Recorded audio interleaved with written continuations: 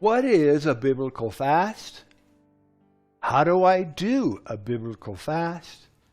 How do I even begin a biblical fast? I'm Pastor Steve. Our church is La Viña de Gracia in La Caleta, Colombia, just outside the capital city of Bogota.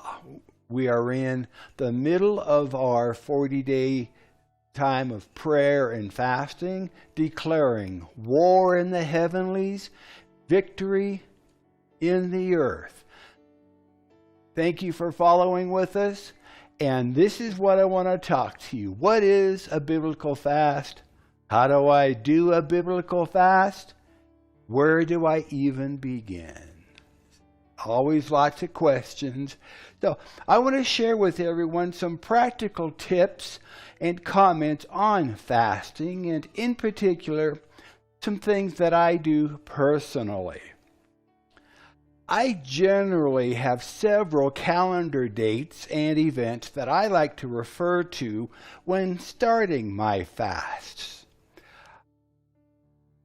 I like to start on the first day of a month. And then this makes it very easy for me to know exactly what day of my fast I'm on. In other words, if the date is the 5th of the month, then I know that I'm on my 5th day of fasting. If the date is on the 12th, then I know that I'm on the 12th day of my fast, and so on. I also like to pick a special day or event to begin my fast, especially the longer fasts. Now, I like to start on January 1st because it's the beginning of a new year, and fasting is a great way to kick off and set the tone spiritually for the incoming year. I also like to use my birthday to start my fasting. It is obviously an important date for me, and although it does make it a little more complicated to track the actual days that I have been fasting, you can use any date or special event that makes sense to you. It is more important that you actually begin fasting than it is what day you begin with.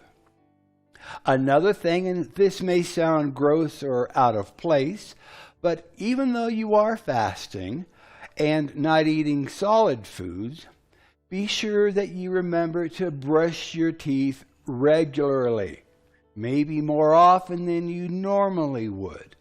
Those around you will appreciate your spiritual effort all the more.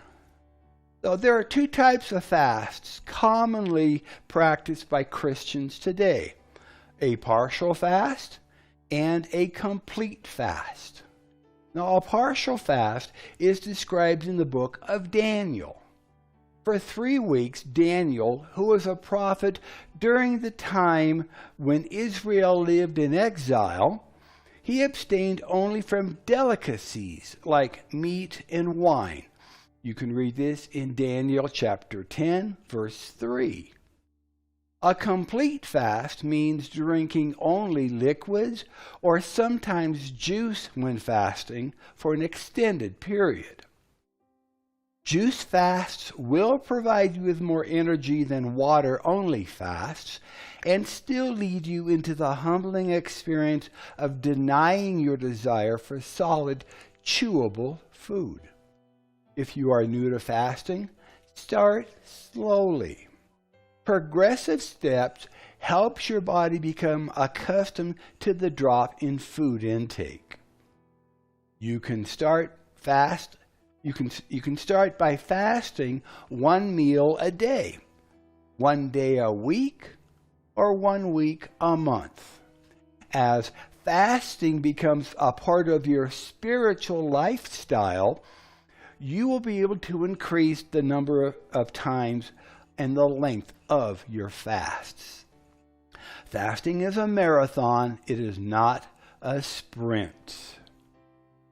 So in preparing for the fast, The normal fast involves abstaining from all forms of food, but not from water, and commonly lasts 24 hours, usually from sunrise to sunrise. If you are fasting for the first time, you might begin by missing a meal or two. Over time, you can build up to a full day or more. Begin by refraining from solid food, but drink liquids. Water is the best, since soft drinks are not good for the digestive system, and coffee and tea stimulate the nervous system. Before beginning a fast, it is best to eat lightly and cut back on caffeinated drinks. During the first few days of a multi-day fast, it is common to experience headaches as the body withdraws from caffeine. Now, in my experience of both short and long fasts, the first couple of days are generally the hardest because of habit eating. After the third day, I have found that fasting is fairly easy to continue. Now, although I will declare a specific time of fasting, if I find myself feeling very hungry, I will pray and ask the Lord if this should be the stopping point in the fast or if I should continue. Generally, for the more experienced fasters, once hunger returns, it is time to end the fast. One example of this is found in Matthew chapter 4, verse 2. Matthew 4, verse 2. And when he, Jesus, had fasted 40 days and 40 nights, he was afterwards hungry.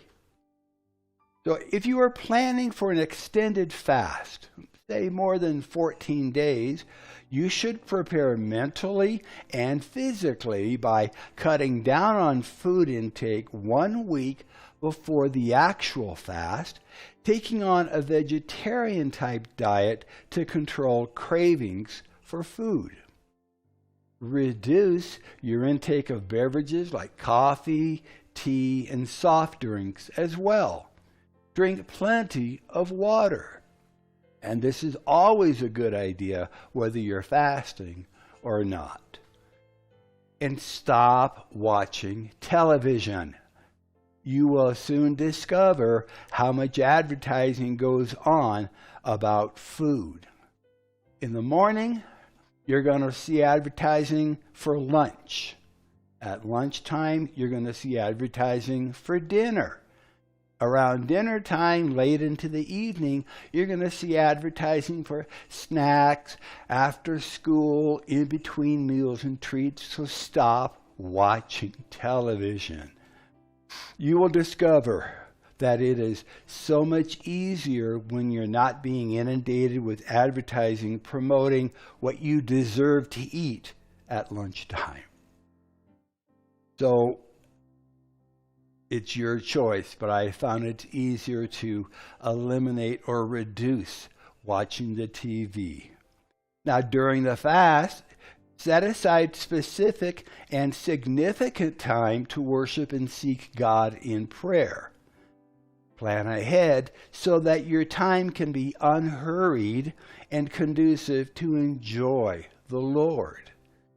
Many people begin this time by repenting of any sins the Lord brings to mind and asking for God's forgiveness.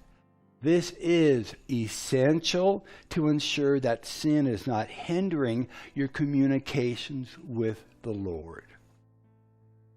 Then plan time to make your requests known to God and to seek His will. Take breaks to study scripture passages that you have chosen. And do not rush your time with God. Take time to listen. Ask, then listen. Keep a notebook and pen nearby to record the ideas, the insights, the directions, and instructions that He impresses upon your mind. When you turn down the noise of Western civilization by fasting, you can more easily hear the voice of our God. Continue to drink plenty of water. Apple or watermelon juice is a great morale booster. And sleep early. The first days of the fast are usually the most challenging. Persevere through this period. Press in and move on. Consult your doctor if you are unsure of any headaches or bodily reactions. When it comes time to breaking the fast, to ending it, breaking the fast may require as much discipline as beginning it. During the fast, your stomach contracts and your body's digestive and elimination systems are at rest. The longer you fast, the more the digestive organs need to reactivate before functioning at full speed. If you plan to fast only 1 or 2 days at a time, it is best to end the fast with a small glass of fruit juice as your first meal. Gradually introduce small amounts of easily digestible foods such as yogurt, soup, fresh fruit, and cooked vegetables. If your fast continues longer than just a few days, you should continue with juices for a day or more before gradually introducing more substantial foods like yogurt, soup, and fruit. And if you can, homemade soup is better than the store-bought canned soup. There's a lot of sodium in what you buy in the stores. That's just a personal preference of mine. Now be sure that you introduce new food in small quantities and that you chew it very well.